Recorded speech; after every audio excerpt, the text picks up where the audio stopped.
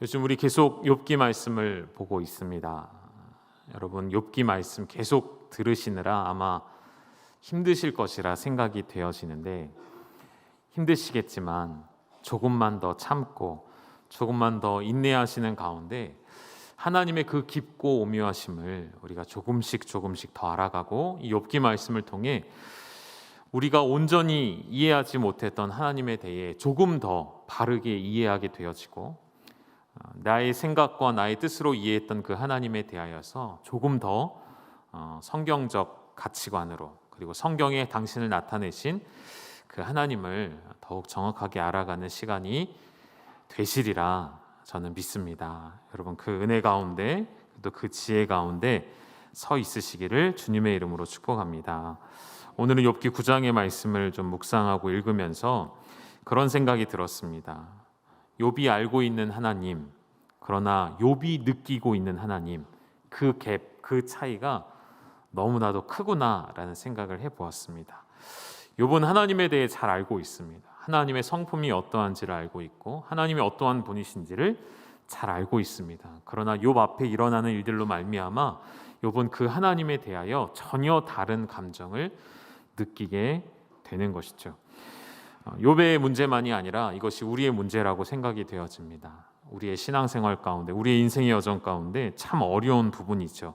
하나님에 대해 알고 있으나 그 하나님을 온전히 경험하지 못하고 하나님에 대해 알고 있는 지식은 풍부하지만 그것과 다르게 일하시는 것 같은 하나님을 볼 때마다 우리 안에 고민이 되지 않을 수가 없는 것이죠.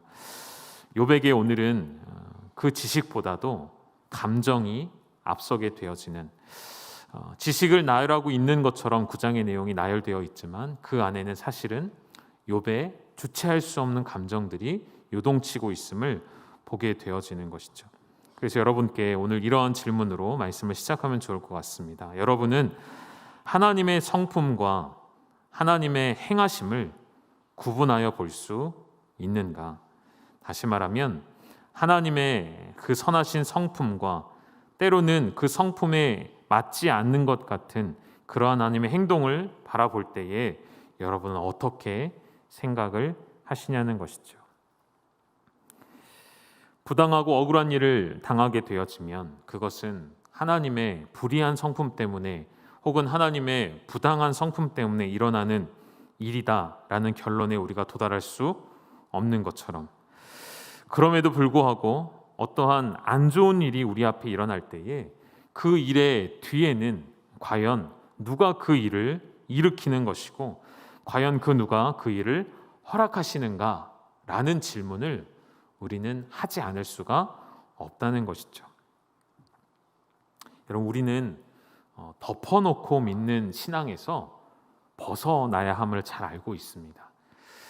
그냥 믿으면 다 된다라는 말이 얼마나 위험한 도전인지를 우리는 알고 있습니다. 덮어놓은 것을 여셔야 하고요. 열어서 그 하나님의 성품을 하나하나 확인하는 작업들이 되어져야 여러분 위기가 찾아왔을 때, 고난이 찾아왔을 때 그것을 능히 감당할 수 있는 성도의 힘이 있게 되어지는 것이죠. 성경의 한 가지 구약의 사건을 통해서 분명히 같은 사건인데 성경이 다르게 말하는 것이 있거든요.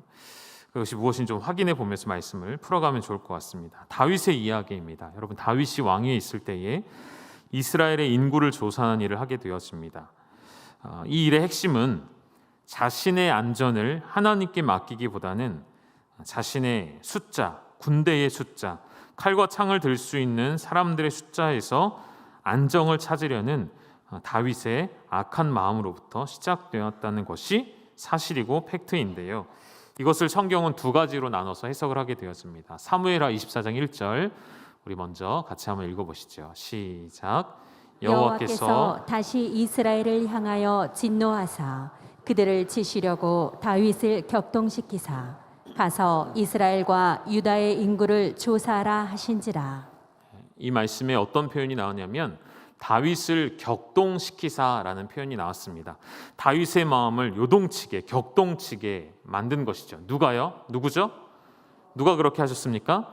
여호와 하나님께서 그렇게 하셨다고 되어 있습니다. 그런데 동일한 사건, 동일한 역사를 역대상 기자는, 역대기의 기자는 다르게 말했어요. 21장 1절 같이 읽겠습니다. 시작. 사탄이 일어나 이스라엘을 대적하고 다윗을 충동하여 이스라엘을 계수하게 하니라. 여러분, 이 말씀에서는 다윗을 충동했다는 표현이 나왔고요. 그 주체가 누구라고 되어 있죠? 사탄이라고 되어 있습니다. 그럼 여기서 제가 다시 질문을 드리겠습니다. 사무엘 하가 맞을까요? 역대상이 맞을까요? 자, 사무엘 하 말씀이 맞다. 오른손을. 역대상 말씀이 맞다. 왼손을. 빨리 손 들어보세요. 그렇죠. 둘 다. 이 다 성경에 기록된 말씀이고 우리가 인정하는 하나님의 말씀이기 때문에 둘 다 맞겠죠. 그럼 어떻게 우리는 이해를 해야 되는가? 그냥 둘 다 맞습니다 하고 끝내면 안 된다는 것이죠. 내용을 좀 살펴보셔야겠죠. 같은 사건인데 다윗을 충동하거나 격동시킨 주체가 다르게 표현되어 있다는 것, 성경의 오류일까요? 그렇지 않습니다. 맞는 말이고요. 둘 다 맞는 말씀인데요. 그렇다면 우리는 또 질문을 하게 되는 것이죠. 우리 인생에 일어나는 어려움들, 혹은 우리 안에 일어나는 어떤 죄된 생각들, 혹은 고난들, 겪고 싶지 않은 일들, 과연 그 뒤에는 누가 서 있는 것일까? 먼저 참고하실 것은 여러분 역대기의 특징을 여러분이 좀 생각하시면 좋습니다. 역대기의 말씀은요, 그 의도와 목적이 이스라엘에 대하여서 부정적인 이야기가 아니라 매우 긍정적이고 선한 일들만을 내세우려 했다는 그 점을 여러분이 주목하실 필요가 있어요. 그래서 다윗 왕의 연약함을 감춰주려는 의도가 역대기 안에는 담겨져 있다는 것이고요. 그렇다고 해서 다윗의 악한 마음이 정당화될 수는 없는 것이고요. 또 한 가지, 여러분 역대기 기자가 다윗이 이렇게 인구조사를 한 일이 사탄의 행함으로 말미암아 사탄이 그 마음을 충동해서 했다라고 말한 것이, 여러분 오해하시면 안 됩니다. 이 말은 하나님을 배제시킨다라는 말이 아니라는 것이죠. 다시요, 중요한 내용이에요. 잘 들어보십시오.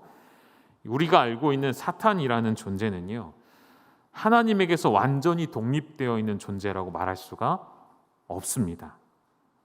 동의가 되십니까? 사탄이 행하는 능력, 사탄이 계획하는 모든 악한 일은 하나님의 주권을 벗어날 수 있을까요? 없을까요? 없습니다. 하나님의 주권에서 벗어날 수 없는 한계를 가지고 있는 사탄의 능력이라는 것이지, 이 말이 사탄이 다윗의 마음을 충동했다고 해서 이것을 하나님을 배제하고 이 모든 일의 주체는 모두 다 사탄이 한 일이다라고 말하지는 않는다는 것. 그리고 그 안에 담겨진, 제가 여러분께 드리고 싶은 말은, 사탄은 하나님을 벗어나서 하나님의 의지와 하나님의 뜻을 벗어나서 자율적으로 행동할 수 있는 존재가 아니라는 것이죠. 우리 욥기의 1장의 천상회를 다시 떠오르게 하죠. 하나님의 허락하심이 있어야 움직였던 원수의 존재를 우리는 생각하게 되어집니다. 그러면 이 일은 또 반대로 하나님께 원망하며 하나님이 악한 일의 시초다라고는 말할 수가 없는 것이죠. 왜냐하면 하나님의 이러한 일들은 사탄을 매개로 하시는 하나님의 선하신 계획이시기 때문이에요. 악한 자를 통해서도 하나님의 뜻을 이루어 가시는 하나님의 행동이라는 것을 우리는 잘 이해해야 한다는 것이죠. 어려워요. 말은 제가 쉽게 하지만 우리 삶 속에 실제로 일어나는 일들을 보게 되어지면 참으로 분별하기 어렵고 깨닫기 어려운 하나님의 감춰진 의도들이 얼마나 많은지 모르겠습니다. 그러나 분명한 것은 하나님의 어떠한 일하심은 하나님 당신의 그 선하고 온전하신 성품을 드러낼 때도 있으시지만, 또 어떠한 때는 하나님께서 그 악을 다루시면서 하나님의 일을 계획하시고 이루어 가시기 때문에 우리가 다 이해할 수 없는 일들이 너무나도 많이 있다는 것이죠. 그래서 우리는 이러한 믿음 안에 담겨져 있는 내용들, 그리고 하나님의 우리가 다 알 수 없는 그 크고 놀라우심을 이해하기 시작할 때에 우리의 신앙이 조금씩 더 성장해 가고 성숙해 갈 수 있다고 저는 생각합니다. 우리 여러분 요즘에 욥기의 말씀을 잘 듣고 계실지 제가 몇 가지 좀 확인을 좀 해보고 싶은데요. OX 퀴즈로 한번 보실까요? 화면에 좀 띄워드리겠습니다. 여러분, 하나님은 절대로 정의를 굽게 하지 않으시는 분이십니다. O입니까? X입니까? 이 갈리잖아요. 이게 저는 정상이라고 생각이 되어지고요. 제가 막 냉정하게 뭐라고 말하기가 좀 그러네요. 다시요. 하나님은 절대로 정의를 굽게 하지 않으심을 우리는 알고 있으나 지난주 설교 때 제가 뭐라고 했을까요? 자, 다시 O일까요? X일까요? 제가 X라고 말씀을 드렸어요. 그러니까 원칙은 맞죠. 하나님은 결코 정의를 굽히시는 분이 않으십니다. 아닙니다. 그러나 당신의 사랑하는 백성을 위해서라면 하나님은 당신이 만들어 놓으신 정의와 율법마저도 꺾으실 수 있는 분이시라 설명을 드렸어요. 또 한 가지, 여러분, 하나님은 하나님 자체로서 정의이십니다. 하나님은 정의를 정해놓으시고 나는 그 일을 행한다라고 말씀하시는 것이 아니고요. 우리 계속 중요하게 여기는 거예요. 하나님이 행하시는 모든 일이 하나님께 정의가 되어질 수 있기 때문에 이 말에 우리는 담대하게 아니다라고 말할 수 있었던 것이고요. 또 한 가지, 하나님의 이 세상을 다스리는 법칙, 무죄한 사람은 절대 결코 망하지 않는다. 이 조금 바꿔 말해볼까요? 의인은 결코 망하지 않는다. O일까요? X일까요? 네, 이것도 이렇게 다른 대답이 나오셔야 제가 뭔가 설교할 재미가 생기는 거예요. 이 부분도 원칙적으로는 O가 맞지만 저는 X라고 말씀을 드리고 싶은 것이죠. 왜죠? 욥의 이야기를 지금 보고 계시잖아요. 욥은 무죄한 사람이라고 성경이 기록하고 있고요. 욥은 의인이라고 말하고 있습니다. 그런데 욥은 다 지금 쫄딱 망해버린 인생을 우리 앞에 보여주고 있습니다. 제가 계속해서 욥기를 통해 이런 이야기를 하고 있는 것은 우리의 신앙과 우리의 신앙관 그리고 우리의 신앙에 대한 지식, 이 부분들을 조금씩 더 다듬어 가자는 의미입니다. 욥기에서 다루고자 하는 인과율이라는 것, 세상의 법칙이죠. 원인이 있고 결과가 있다는 이것을 완전히 뛰어넘어 버리시는, 초월해 버리시는 하나님의 법칙은 곧 우리에게 무엇을 시사하냐면, 무엇을 가르쳐 주기를 원하시냐면, 이 욥이라는 한 사람의 인생을 통해서 우리 인생에 무슨 일 때문에 어떤 일이 일어나고 내가 뭔가를 잘못해서 어떤 고난이 찾아오고 이 문제를 다루고자 함이 아니고요. 누구든 간에 하나님과 맺는 올바른 관계, 이것이 어떤 사람의 인생이든 가장 중요하다는 것임을 보여줍니다. 욥의 많은 친구들이 욥의 옆에서 많은 말들을 하게 하나님이 허락해 두셨습니다. 그리고 그 가운데서 하나님이 찾아내고자 하시는 것은 그럼에도 불구하고 욥이 나와 바른 관계를 맺고 있음을 하나님은 계속해서 확인해 가고 싶으셨다는 것이죠. 1절부터 4절까지의 표현 속의 내용을 보니까 욥이 이 앞선 빌닷의 말들에 동의를 합니다. 나도 그런 줄 압니다 라고 고백을 해요. 그런데 그리고 나서 뒤에 나오는 내용들을 보면 실제로 욥이 동의하지 않았다는 것을 우리가 알 수 있죠. 마치 이렇게 말하는 거죠. 나도 알아요. 네, 저도 알고 있습니다. 이 세상의 원리를 알고 체계를 다 압니다. 악한 자에게는 형벌이, 선한 자에게는 하나님의 은혜를 주신다는 것 저도 압니다. 그러나 라고 하면서 진짜 하고 싶은 이야기들을 꺼내놓죠. 우리 2절에 보시면 그러나 하면 첫 번째 꺼낸 이야기는 무엇이냐면, 인생이 어찌 하나님 앞에 의로울 수 있습니까? 여러분, 이 말은 어떻게 보면 자포자기하는 말처럼 들리고요. 어떻게 보면 하나님을 높이 불러 외치는 말처럼 보여지지만 실상은 욥의 마음은 그렇지 못했던 것이죠. 이런 말이에요. 내가 아무리 의로워지기를 애써도, 내가 아무리 노력해도 하나님 앞에 나는 의로워질 수가 없더라. 너는 된다라고 말하지만 내가 보기엔 아니다라고 말하고 싶은 거예요. 여러분, 그런데 냉정하게 따지면 이 욥의 이야기가 맞다는 것이죠. 빌닷은 오히려 율법적인 신앙을 가르쳐주고 있습니다. 십계명을 지켜라, 율법을 지켜라. 그러면 하나님의 의를 얻을 수 있다라고 가르치는 것이죠. 근데 이것은 여러분, 세상의 다른 종교의 원리와 같은 것입니다. 무언가를 얻기 위해 내어주고 무언가를 취득하기 위하여 더 노력하고 선행을 쌓아서 온전해지고 공로를 세우고 도를 닦고 이런 모든 것들, 이런 빌닷의 사고방식 안에는 여전히 하나님을 너무 작게 보고 있다는 것이죠. 오늘 제가 설교의 제목을 나의 작음을 알고 하나님의 크심을 묵상해 보시라는 뜻으로 나의 작음과 그분의 크심이라고 정해보았습니다. 욥은 철저하게 경험하고 있습니다. 내가 하나님의 크심 앞에서 얼마나 작은 존재인지를. 잠깐 루터 이야기를 좀 해드리면요, 여러분이 잘 알고 계신 루터는 별명이 여러 가지가 있는데요, 그 중에 하나가 16세기의 욥이라는 별명을 가지고 있습니다. 루터가 경험했던 고난이 얼마나 컸는지 그를 향하여 사람들이 욥과 같다라고 이야기를 했어요. 우리가 알고 있는 종교개혁자 루터이기 전에 루터는 남들보다 굉장히 뭐라고 표현하면 좋을까요? 죄에 민감한 사람이었습니다. 그래서 남들이 갖는 죄책감보다 훨씬 더 큰 죄책감을 늘 느끼며 살아갔다고 해요.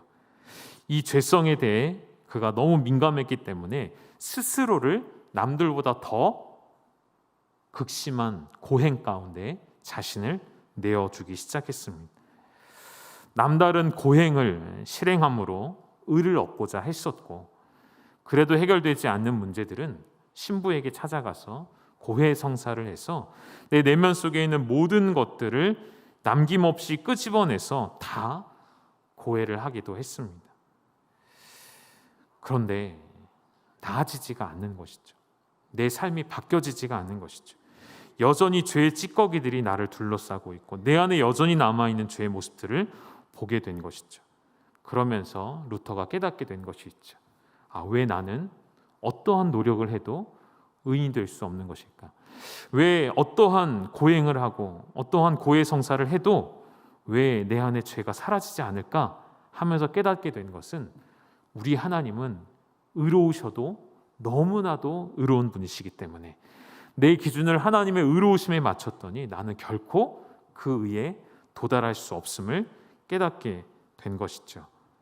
그러면서 동시에 루터는 로마서 1장 17절의 말씀에 의문점이 생기기 시작했대요. 로마서 1장 17절이 무슨 말씀일까요? 우리 같이 한번 읽어보시겠습니다. 시작. 복음에는 하나님의 의가 나타나서 믿음으로 믿음에 이르게 하나니 기록된 바 오직 의인은 믿음으로 말미암아 살리라 함과 같으니라. 아멘. 여러분, 우리에게 너무나도 귀한 말씀입니다. 복음에 하나님의 의가 나타나서 믿음으로 믿음에 이르게 하셨고, 그래서 의인은 오직 믿음으로 말미암아 살리라 하신 이 말씀이 루터에게는 와닿지가 않은 것이죠. 왜냐하면 루터가 생각하는 하나님의 의는 절대적인 의거든요. 근데 이 절대적 의가 복음에 나타났다. 하나님의 의는 죄를 가까이 하실 수 없고 죄를 미워하시고 죄를 해결해 가시는, 죄인을 형벌을 주시고 처벌하시는 그러한 하나님의 의가 어찌 나에게 복음이 될 수 있는가?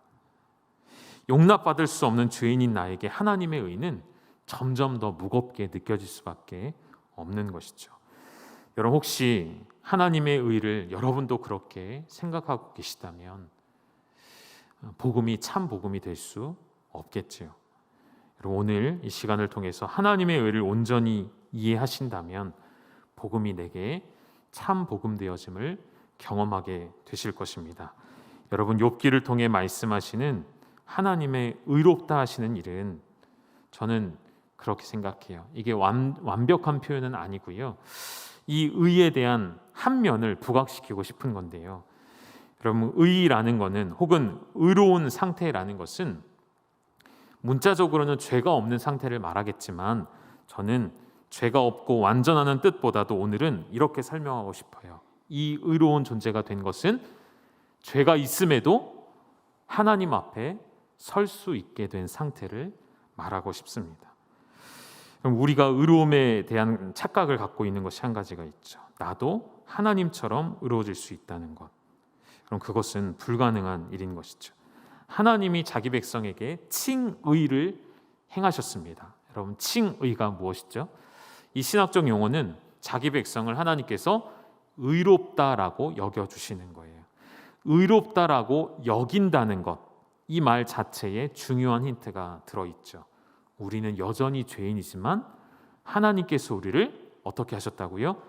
의롭다라고 선언을 해버리신 거예요. 죄가 남아있는 상태에서, 죄의 찌꺼기가 여전히 있는 상태에서 죄인 되었던 나를 의롭다라고 선언을 해주시는 것이죠. 칭의는, 그래서 여러분, 우리가 죄가 있다 없다의 문제가 아니고요. 칭의는 하나님과의 바른 관계 가운데 서 있느냐, 그렇지 못하느냐의 문제라는 것이죠. 그럼 제가 다시 질문 좀 던져볼까요? 여러분, 의인이십니까? 죄인이십니까? 네, 역시나 제 기대함을 저버리지 않고 다른 대답들이 나와서 감사합니다. 늘 우리에게 고민이 되는 질문이죠. 예수 그리스도의 대속의 은혜를 생각하며 나는 의인인데, 어제의 내 모습을 생각하고 오늘의 내 모습을 생각하니 나는 아직도 죄인이고, 뭐라고 말하는 것이 정답일까요? 하나님의 칭의는, 다시요, 우리에게 죄가 있고 없고의 문제가 아니라는 것입니다. 죄가 있음에도 불구하고 나를 의로운 자로 여겨주시는 하나님의 은혜, 이것이 하나님께서 우리에게 원하시는 의에 대한 올바른 이해인 것이죠. 하나님께서 우리를 죄된 자를 의롭게 여기시는 방법이 무엇이었죠? 십자가를 통해 우리에게 죄가 없게 만드셨다기보다는, 저는 이렇게, 저의 개인적인 해석입니다. 십자가를 통해 죄가 없는 상태가 아니라 우리의 죄를 가리워 버리신 상태, 우리의 죄를 보지 않기로 결정하신 하나님의 은혜, 십자가 뒤에 우리의 모든 죄악을 감추어 버리시고 당신의 아들만 보기로 결정하신 그 하나님의 은혜. 욥은 스스로 알고 있습니다. 내가 어찌 하나님 앞에 의롭다 설 수 있을까요? 그런데 그 욥의 고백 속에는 그렇게 하나님 앞에 서고 싶다는 이야기예요. 내가 정말 하나님 앞에 그렇게 서고 싶으나 설 수 없는 나의 한계를 욥이 알고 말하고 있는 것이죠. 그래서 여러분, 욥기 1장에 저는 이미 욥기의 결론을 찾을 수 있다고 말하고 싶은데요. 욥기 1장에 하나님께서 이 욥기를 기록하게 하실 때에 욥에 대해서 뭐라고 설명하셨습니까? 욥은 의롭다라고 이미 선언을 하셨잖아요. 욥은 이미 당신의 의로운 자라고 설명하셨어요. 그 말은 나는 욥과 올바른 관계를 맺고 있고 욥은 나와 바른 관계 속에 하나님의 자녀로서 끊어질 수 없는 관계 가운데 있음을 이미 선언하신 거예요. 그래서 하나님 앞에는 더 이상 상관이 없는 것입니다. 뭐가 상관이 없을까요? 욥에게 일어나는 인생의 아픔도 고난도, 혹은 그 고난 때문에 욥이 신앙을 잃어버리고 하나님을 원망한다 할지라도 그것과 상관없이 너는 이미 내 앞에 의로운 존재라고 하나님은 선언하고 계시다는 것이죠. 여러분, 그 선언이 이미 우리에게도 주어진 줄 믿습니다. 이미 여러분에게도 하나님은 욥과 같이 여러분을 의로운 자로 선언하셨음을 믿으시기를 소망합니다. 그런 욥에게, 그런 아픔이 있는 욥에게, 이 상황 속에서 헤어나오지 못하고 있는 욥에게 빌닷은 계속해서 욥에게 더 의로워질 것을 요청하죠. 너의 죄악을 더 찾아내라 강요하고 있는 것이죠. 그래서 욥이 이제는 자포자기하듯 이런 말을 하기 시작하는 것입니다. 3절에 사람이 하나님께 변론하기를 좋아할지라도 첫 마디에 한 마디도 대답하지 못하리라. 이제 뭘 설명하고 싶은 거냐면 하나님은 내게 너무 크신 존재다라는 것을 인정하기 시작하는 거예요. 하나님의 그 의로우심과 하나님의 크심에 비할 때 나는 너무 초라한 존재이다. 나뿐만 아니라 이 땅의 모든 존재가 그러하다는 것을 인정하기 시작합니다. 하나님과 변론하기를 좋아하는 우리의 모습 가운데 실은 하나님의 첫 마디 말에 단 한마디도 대답할 수 없는 작고 초라한 존재. 우리 4절은 같이 한번 읽어보실까요? 4절 시작. 그는 마음이 지혜로우시고 힘이 강하시니 그를 거슬러 스스로 완악하게 행하고도 형통할 자가 누구이랴. 우리 하나님은 지혜로우시고 힘이 강하신 분이시기 때문에 하나님을 거스를 자는 아무도 없으며 하나님을 거스르면서도 나는 형통하다 말할 자가 아무도 없다는 것이죠. 심지어 5절에는 하나님은 산을 무너뜨리시기도 하시고요, 옮기실 수도 있는 하나님이십니다.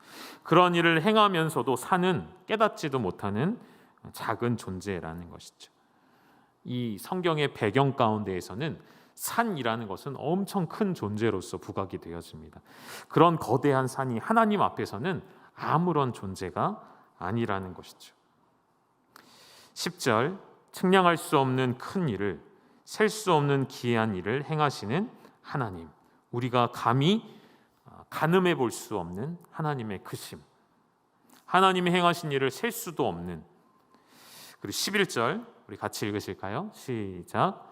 그가 내 앞으로 지나시나 내가 보지 못하며 그가 내 앞에서 움직이시나 내가 깨닫지 못하느니라. 아멘. 여러분, 너무 크면 느끼지 못하는 경우가 있습니다. 너무 거대해서 깨닫지 못하는 때가 있는 것이죠. 그것이 바로 하나님의 존재라는 것이죠. 그분이 내 앞으로 지나가심에도 나는 그분이 지나가시는지도 알 수가 없는 것이죠. 자신의 위치를 정확하게 고백하고 있는 욥의 이야기.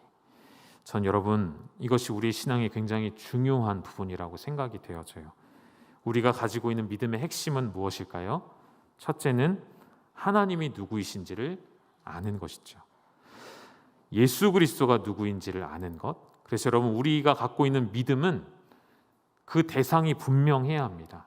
누구를 믿는 것인가? 정확한 믿음의 대상이 있어야 하고요. 그리고 그 믿음의 내용이 있어야 합니다. 그분의 무엇을 믿는지. 우리가 누구를 믿죠? 한 분이신 하나님, 삼위일체이신 하나님, 성부 하나님과 성자 하나님과 성령 하나님을 믿습니다. 믿음의 내용은 무엇입니까? 아버지신 하나님께서 자기 백성을 위해 당신의 아들을 내어주셔서 그 아들의 십자가의 대속으로 말미암아 구원받았음을 믿고, 성령 하나님의 무엇을 믿습니까? 우리를 하나님의 소유로 인치시고 우리를 끝까지 성화의 과정까지, 영화의 과정까지 인도해 가시는 성령 하나님의 우리 안에 내주하심과 인도하심과 보호하심을 믿는 것이죠. 이것이 우리가 가진 첫 번째 신앙의 핵심인 믿음입니다. 그럼 여러분, 두 번째도 있어요. 하나님이 누구이신지를 알게 되어지면 하나님의 크심, 하나님의 위대하심, 그것만 깨닫게 되는 것이 아니고요, 뒤따라오는 깨달음이 있게 되어집니다. 그게 뭘까요, 여러분? 그렇죠, 나의 자금입니다. 하나님의 크심을 아는 자는 나의 자금을 고백할 수 있어야 한다는 것이죠. 이것이 오늘 제가 여러분과 나누고 싶은 메시지예요. 하나님이 얼마나 크신지 우리는 알 수 없을 정도로 내가 얼마나 작은 존재인지 우리는 알 수 없습니다. 내가 생각하는 것보다 나는 더 작은 존재라는 것이죠. 우리 이성을 초월한 하나님, 그 크신 하나님을 우리가 다 알 수 없는데, 그 가운데 한 가지 사실을 알 수 있는 것은 나는 죄인이라는 사실과 내 안에는 한계가 존재한다는 것, 이것을 고백하는 것이 올바른 신앙을 가진 사람들의 입술의 고백이고, 이것이 우리의 신앙의 첫 출발점이 되어야 하는 것이죠. 우리 마지막으로 욥이 하나님의 그 크심 앞에서 자신이 얼마나 작은 존재인지를 뭐라고 고백하는지 한 번 더 확인해 보시죠. 9장 30절과 31절입니다. 같이 읽겠습니다. 시작. 내가 눈 녹은 물로 몸을 씻고 잿물로 손을 깨끗하게 할지라도 주께서 나를 개천에 빠지게 하시리니 내 옷이라도 나를 싫어하리이다. 제가 이 말씀은 세 번역으로 다시 읽어드리겠습니다. 쉽게 한 번 더 보시죠. 비록 내가 비누로 몸을 씻고 잿물로 손을 깨끗이 닦아도 주님께서 나를 다시 시궁창에 쳐넣으시니 내 옷인들 나를 좋아하겠습니까? 그럼 이게 무슨 말이죠? 내가 아무리 노력해서 깨끗해졌다 할지라도 하나님이 다시 나를 더러운 물에 넣어버리시니, 그래서 무슨 말을 하고 싶은 거예요? 내가 할 수 있는 것이 아무것도 없습니다 라고 하나님께 따지듯 하는 말이에요. 여러분, 이 고백 가운데 결국 마지막으로 남는 것은 한 가지밖에 없다는 결론에 이르게 됩니다. 마지막으로 욥이 할 수 있는 것이 무엇일까요? 내가 아무리 노력해도 다시 더러워지고 아무리 애를 써도 나는 하나님 앞에 설 수 없는 존재인데, 그러면 마지막 한 가지 남은 것은 무엇일까요? 오직 하나님의 은혜만을 구하는 것이죠. 오직 하나님의 은혜를 구하는 것, 그것이 오늘 우리의 믿음이 될 수 있기를 간절히 소망합니다. 욥의 말들을, 욥의 이야기들을 오해하지 않으셨으면 좋겠습니다. 정말 욥이 하나님 앞에 불신하는 마음으로, 하나님을 저주하는 마음으로 이런 말들을 하는 것이 아닌 것이죠. 욥의 그 아파하는 심정 가운데 이렇게 할 수밖에 없는, 이렇게 고백할 수밖에 없는 그의 심정을 우리가 알아야 하는 것이죠. 한 가지 이야기를 해드리고 말씀을 마치겠습니다. 제가 지난주에 집사님 한 분과 좀 대화를 나누다가 이런 이야기를 들었어요. 아들을 잃어버린 엄마의 자책이 살인의 자백으로 바뀌어진 사건이 있었습니다. 아주 오래된, 지금으로부터 벌써 35년 전의 사건인데요. 미국에서 일어났던 일이고 미국에 있는 한인 우리나라 사람에게 일어난 일이에요. 한 달 겨우겨우 살아가는, 이렇게 여관을 빌려서 집처럼 살아가는 한 가정이 있었는데요. 이 어머니가 밤늦게까지 일을 하고 새벽에 집에 들어왔는데 둘째 아이는 곤히 잘 자고 있는데 첫째 아이가 보이지 않더랍니다.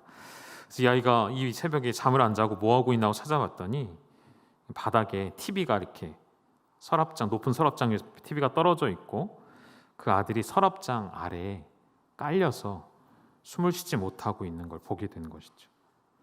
결국 그 아들은 죽게 되었고, 평소에도 이 아이가 TV 채널을 돌리려고 서랍장을 밟고 이렇게 올라가곤 했었대요.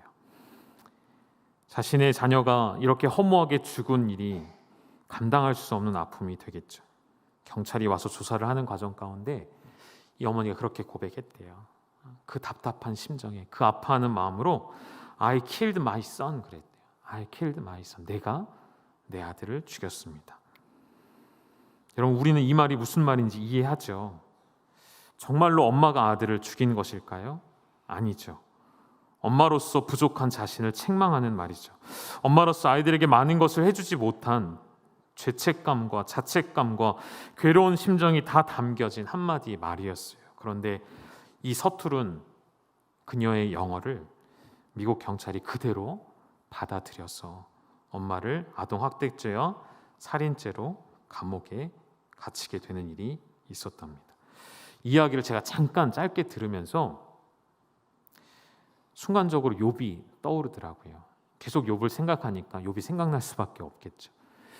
욥이 하나님 앞에 외치고 고백하는 말들, 원망하는 말들, 저주하는 말들, 과연 정말 욥의 중심이었을까요? 욥의 진심이었을까요? 아니라는 것이죠. 사랑하는 여러분, 오늘 우리가 욥의 심정을 이해할 수 있는 것은 우리에게도 그런 아픔이 있기 때문인 것이죠. 그리고 동시에 하나님께서 그런 우리를 이해하시는 것은 이미 하나님은 욥과의 이 사건들을 통해 이미 우리에게 그런 마음이 있다는 것을 이해하시고 아시고, 그런 모든 상황 가운데에서 오히려 하나님은 하나님의 위대하심과 크심 앞에 나의 자금을 인정하는 자들을 다시 높이 세워주시며 하나님의 영광 가운데 거하게 하신다는 것이죠. 오늘 어려움 가운데 계신 우리 사랑하는 성도님들, 고난 가운데 계신 우리 성도님들, 나의 자금을 인정하고 그분의 크심을 고백하는 욥과 같은 믿음으로 바로 서셔서 그런 믿음을 고백할 때 결국 하나님께서 우리를 들어 올리시며 다시 회복시키시며 하나님의 영원한 나라로 초대하심을 바라보고 이 땅을 믿음으로 승리하시기를 주님의 이름으로 축원합니다. 우리 함께 기도하시겠습니다. 하나님 아버지, 오늘도 우리에게 일어나는 수많은 일들 뒤에는 악한 원수가 하는 일인지 하나님의 계획인지 우리는 다 알 수 없음을 겸손히 고백합니다. 그러나 순간순간마다 나의 삶을 이끄시고 인도하시는 그 하나님의 손에 나의 삶을 내어 맡겨드리오니 오늘도 이 세상의 모든 일들 앞에 하나님의 크심을 보게 하여 주시고 동시에 나의 자금을 깨달아 알아 하나님을 온전히 의지하며 하나님께 내 인생을 내어 맡겨드리는 지혜로운 그리고 거룩한 하나님의 백성들이 다 되게 하여 주시옵소서. 우리는 여전히 죄인이나 하나님은 우리를 의롭다라고 선언하여 주시니 감사합니다. 그 하나님의 선언, 그 칭의를 힘입어 주를 위하여 살아가는 우리의 인생 가운데 힘과 능력을 더하여 주시옵소서. 예수님의 이름으로 기도드립니다. 아멘. 우리 찬송가 79장 주 하나님 지으신 모든 세계, 여러분 우리 자리에서 일어나셔서 함께 고백하시도록 하겠습니다.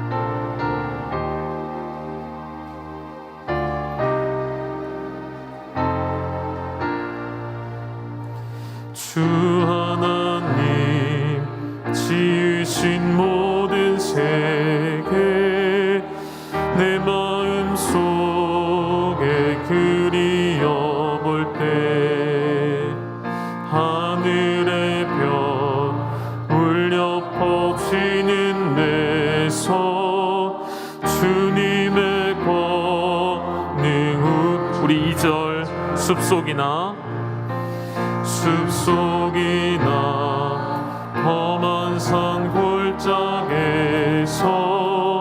지석 위는 저 새소리들과 고요하게 흐르는 시냇물은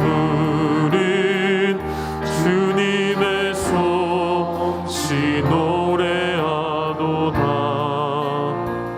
주님의 높고 위대하심을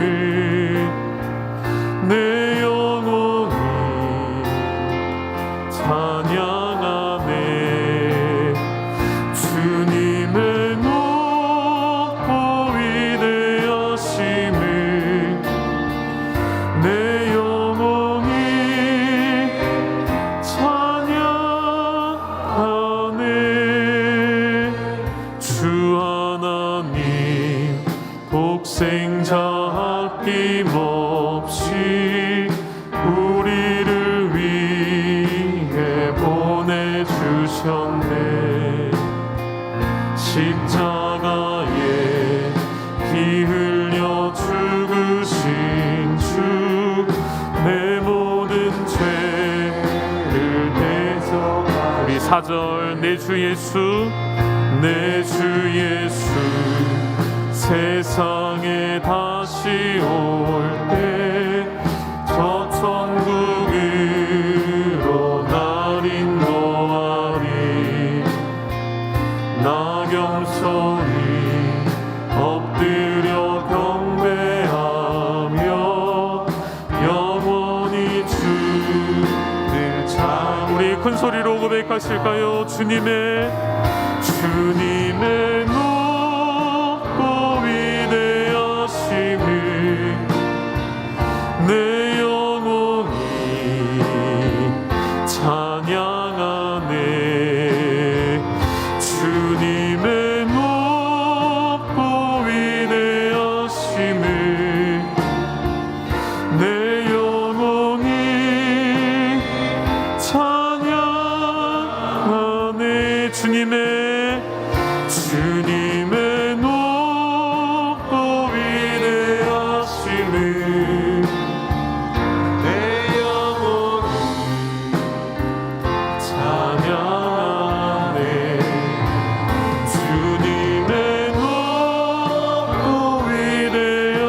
하심을 내 영혼이 찬양하네.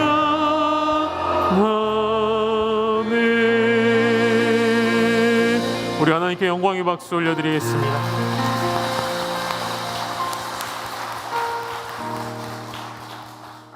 우리 함께 기도하기를 원합니다. 우리의 찬송을 받으시기에 합당하신 하나님 앞에 그 크고 놀라우신 하나님을 내 삶으로 끌어내려서 나의 크기에 맞추려는 우리 어리석은 믿음을 하나님이 용서하여 주시고, 하나님의 그 완전하신 의로우심에 우리는 도달할 수 없음에도 그럼에도 우리를 의롭다라고 여겨주시고 우리 곁에 머무시기 위하여 당신의 아들을 내어주셔서 우리의 죄를 보지 않기로 결정하셔서 욥이 그토록 소망했던, 나는 의로워질 수 없으나 하나님 옆에 서기를 원했던 그 마음을 아시고 결국 욥을 주님 곁에 서게 하셨던 그 하나님의 은혜가 내게도 부어지게 하여 주시어서 오늘 이 말씀 앞에 하나님의 크고 높고 위대하심을 알고 동시에 나의 작음을 깨달아 알게 하셔서 주님 앞에 겸손히 엎드리는 나의 삶이 되게 하여 주시옵소서. 고난 앞에 우리의 믿음을 저버리지 않게 하여 주시고 크고 작은 어려움 앞에 하나님부터 멀어지지 아니하도록 나의 마음과 나의 신앙을 지키게 하여 주시옵소서. 이런 마음으로 합심하여 함께 기도하며 나아가시겠습니다. 살아계신 아버지 하나님, 오늘도 하나님의 우리를 살리시는 귀한 능력의 말씀을 허락하여 주시니 감사합니다. 하나님, 당신의 말씀이 내 영혼을 살리십니다. 하나님의 말씀만이 내 영혼을 살게 하십니다. 아버지, 하나님의 그 크고 놀라우심을 내가 알기를 원하오니 내 삶 속에 들어오셔서 하나님의 그 높고 위대하심 앞에 나의 작음을 철저히 깨달아 알게 하셔서 결코 의로울 수 없는 나를 의롭다라고 여겨주신 그 하나님의 능력 앞에 두 손 들고 나아가게 하시고, 하나님, 온 하늘 온 우주 만물을 다스리시는 그 하나님 앞에 설 수 있는 은혜를 오늘 우리에게 허락하여 주시옵소서. 아버지, 우리 사랑하는 열방의 모든 가족들 가운데 내 앞에 있는 그 큰 고난으로 인하여서 더 크신 하나님을 보지 못하는 일이 없도록 하나님을 볼 수 있는 눈을 내게 허락하여 주시옵소서. 하나님을 신뢰할 수 있는 믿음을 내게 허락하여 주시옵소서. 하나님만 의지하며 하나님만 찾는 자들에게 하나님의 어려운 자로 여겨주셨던 그 하나님의 은혜를 기억하며 이미 의롭다 선언하여 주신 그 하나님의 말씀을 힘입어 살아갈 수 있는 우리 사랑하는 열방의 모든 동역자들, 하나님의 의로운 백성들 다 되게 하여 주시옵소서. 나의 믿음이 하나님께 올려드려지기를 원하오니, 나의 찬양이 하나님께 올려드려지기를 원하오니 영광받아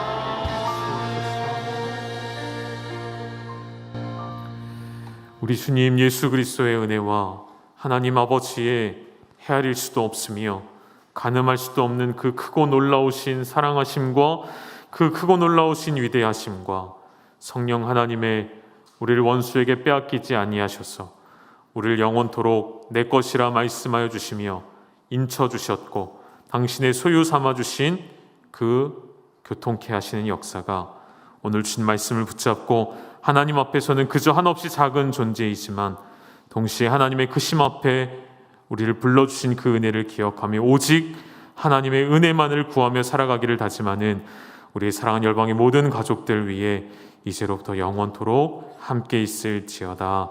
아멘.